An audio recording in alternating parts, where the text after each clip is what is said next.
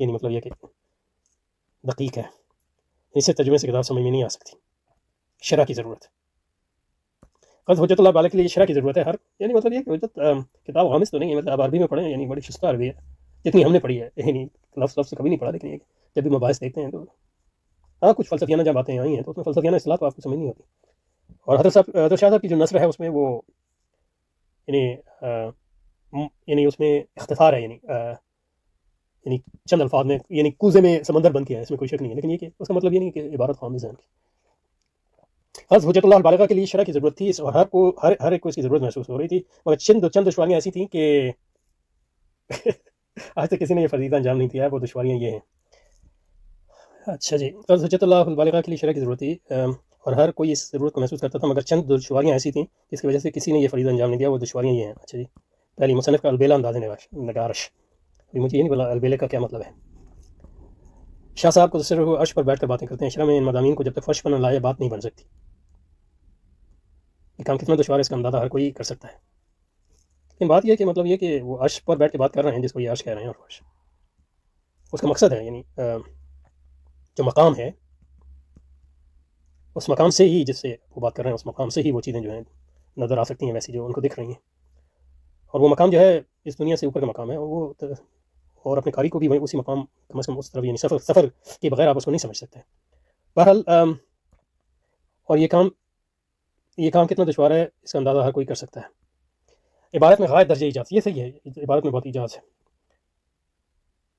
شاہ صاحب لفظ نویس ہیں، یہ کلمہ بھی زیادہ حاجت نہیں لاتے، یعنی حجہ میں نہیں لائے ہیں، ہر کتاب ایسی نہیں، بلکہ بعض جگہ تو عبارت میں بخیلی کا فرمان نظر آتی ہے. خیر ہوئی کہ شاہ صاحب مترادفات استعمال کرنے کے عادی ہیں.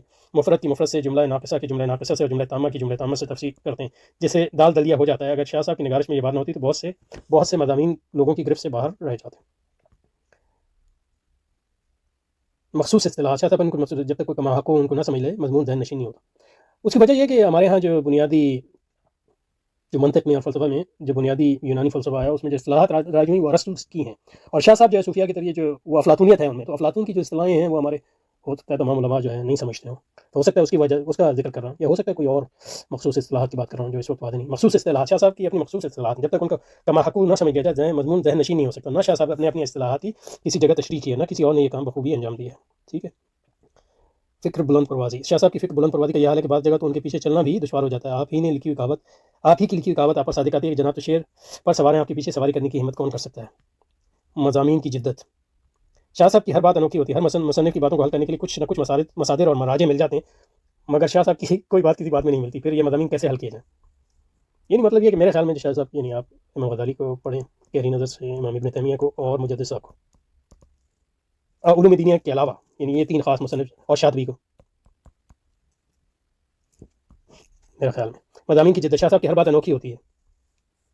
ہر مصنف کی باتوں کو حل کرنے کے لیے کچھ نہ کچھ مصادر و مراجع مل جاتے ہیں، مگر شاہ صاحب کی کوئی مذکورہ بالا وجوہ سے، ان کے علاوہ دیگر وجوہ سے یہ قرض باقی چلا رہا ہے، جس کے ایک بڑی اپنی مٹھی بھر کھاتا ہوا سود لے کر بازار مصر میں یوسف کی خریدار بن کر آئے. دیکھیے اس کا نصیب کیسا ہے. ایک بڑی